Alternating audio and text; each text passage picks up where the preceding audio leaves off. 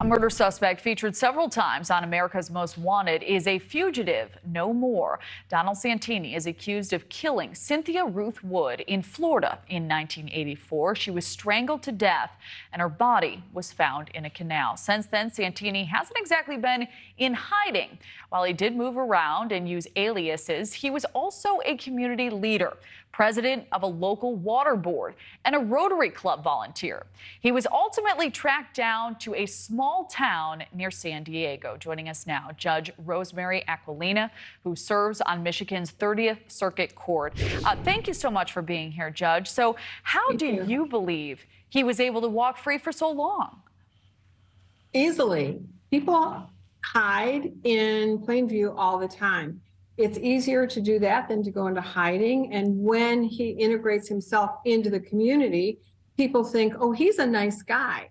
It couldn't possibly be him. And they point fingers at the homeless person who's really down on their luck, but they look a little different than the rest of us. So they think that person's the predator and not the person who looks and acts like us, who's part of our church community, our community in many, many ways. And it sounds like that's what he did. He integrated himself. And so he elevated himself to not me. It couldn't be me.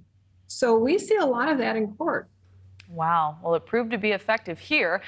Is it harder to get a conviction in a case like this after so many years have passed, almost 4 decades?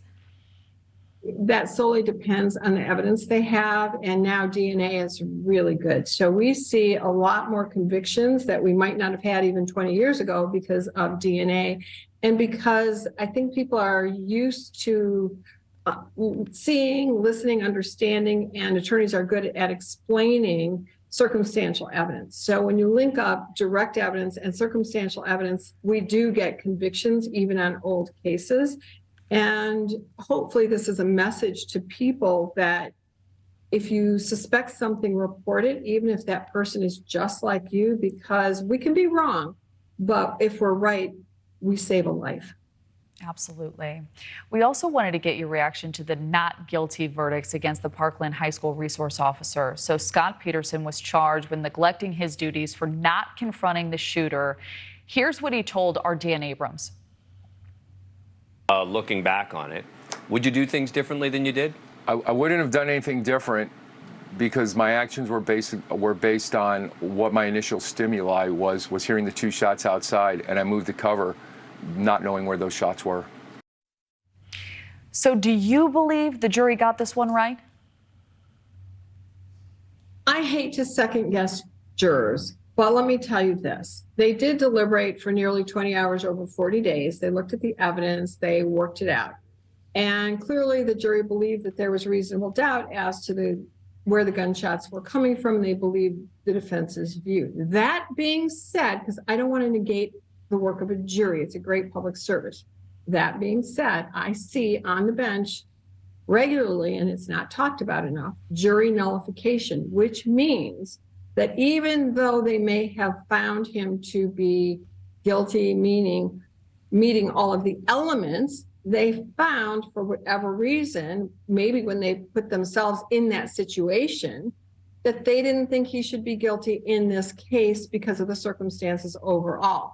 Jury nullification happens, it's alive and well. I think the parents have a right to be upset at this. I don't second guess a jury because it's really hard to do that. We don't know what happens in that jury room and the discussions, but they did deliberate for 20 hours. They have to be convinced of each element. But again, I think it goes to jury nullification. All right. So as you know, this is the first trial in U.S. history of a law enforcement officer for conduct during a school campus shooting. Do you think cases like this will continue to be rare, or does this open the door for heightened scrutiny of how officers react in these types of situations?